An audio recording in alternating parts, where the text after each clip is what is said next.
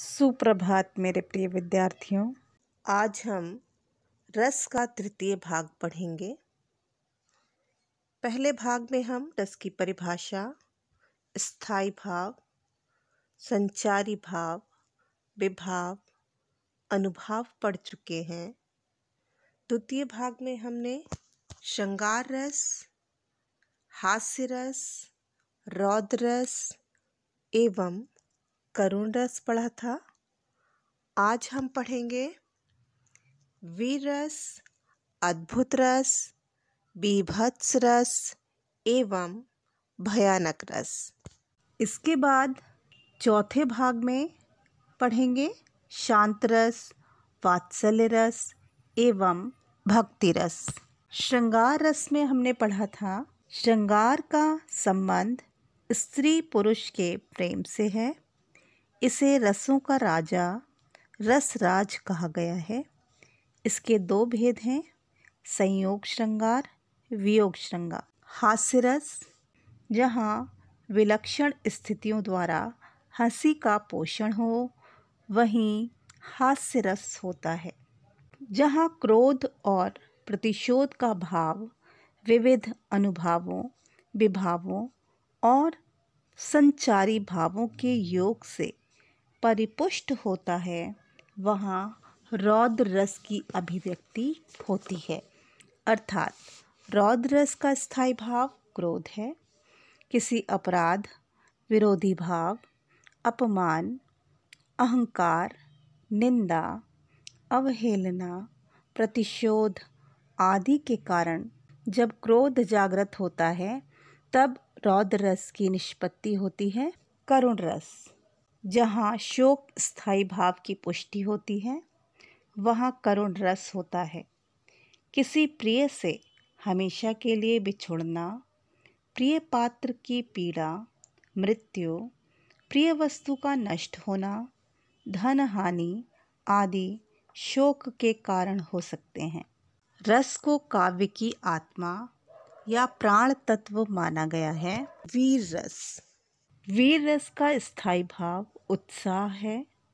किसी कठिन कार्य को करने के लिए मन में जो उत्साह की भावना उत्पन्न होती है, उसे ही वीर रस कहते हैं।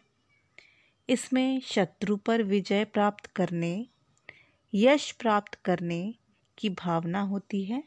वीर रस के 4 प्रकार होते हैं: युद्धवीर, दानवीर, दयावीर, धर्मवीर।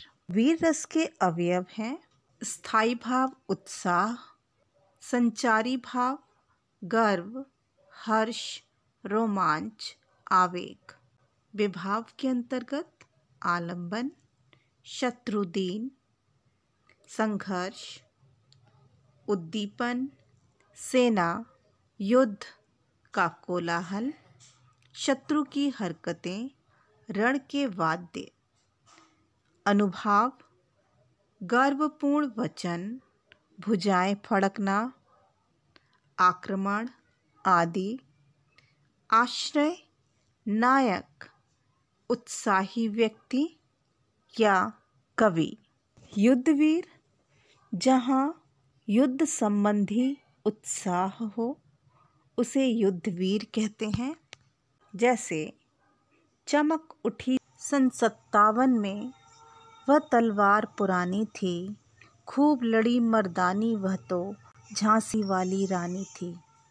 दयावीर, यहाँ दीनों पर दया करने, उनकी पीड़ा हरने व सहायता करने का उत्साह व्यंजित होता है। जैसे अब भी करुणा की करुण कथा हम सबको याद जवानी है, राणा तू इसकी रक्षा कर, यह सिंहासन अभिमानी है। दानवीर, दीनों के कष्ट निवारण करने का उत्साह दानवीर रस की निष्पत्ति करता है।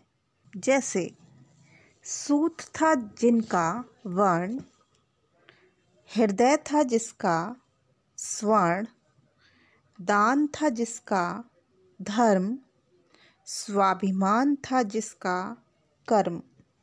धर्मवीर,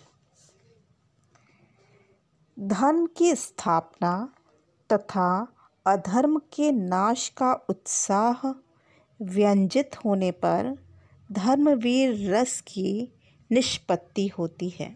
जैसे वीर तुम बढ़े चलो, धीर तुम बढ़े चलो, हाथ में ध्वजा रहे, बाल दल सजा रहे। अब हम पढ़ेंगे अद्भुत रस। विचित्र अथवा आश्चर्यजनक वस्तु को देखकर हृदय में जो विस्मय या भ्रांति आदि के भाव उत्पन्न होते हैं उसे ही अद्भुत रस कहते हैं।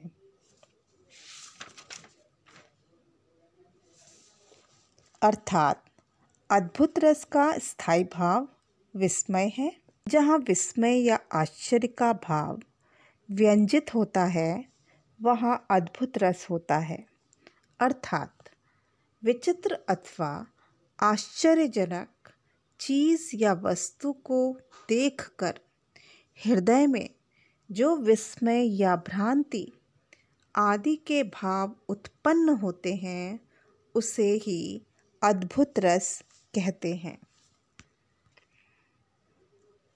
अद्भुत रस के अंग या अवयव: स्थायी भाव आश्चर्य, संचारी भाव भ्रांति, धृति, आवेग, हर्ष, मोह, उत्सुकता।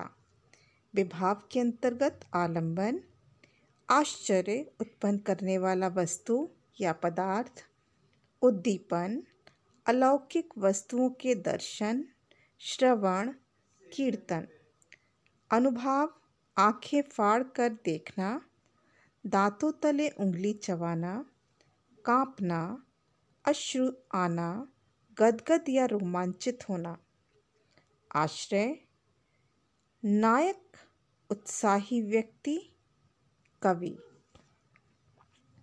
उदाहरण: देख यशोदा, शिशु के मुख में सकल विश्व की माया, क्षण भर को वह बनी अचेतन, हिल ना सकी कोमल काया। बीभत्स रस: बीभत्स रस का स्थायी भाव जुगुप्सा या घृणा है। अरुचिकर वस्तुओं के दर्शन अथवा वर्णन से जब हृदय में घृणा भाव जागृत होता है तब बीभत्स रस की निष्पत्ति होती है। अर्थात घृणित वस्तुओं अथवा व्यक्ति को देखकर या सुनकर मन में उत्पन्न होने वाली घृणा या ग्लानि भाव ही बीभत्स रस कहलाता है। बीभत्स रस की स्थिति दुखात्मक रसों में मानी जाती है। बीभत्स रस के अवयव या अंग: स्थायी भाव घृणा, जुगुप्सा, संचारी भाव ग्लानि, आवेग, शंका, मोह, व्याधि, चिंता। विभाव के अंतर्गत आलंबन, दुर्गंधमय मांस, रक्त, अस्थि, शमशान, शव या घिनौनी वस्तु। उद्दीपन, रक्त मांस का सड़ना, उसमें कीड़े पड़ना, दुर्गंध आना, पशुओं का इन्हें नोचना, खसोटना आदि। अनुभाव, नाक को टेढ़ा करना, मुंह बनाना, थूकना, आंखें मीचना। आश्रय, जिसमें घृणा का भाव जागे, यानी जिस व्यक्ति के अंदर घृणा का भाव जागे वह आश्रय है।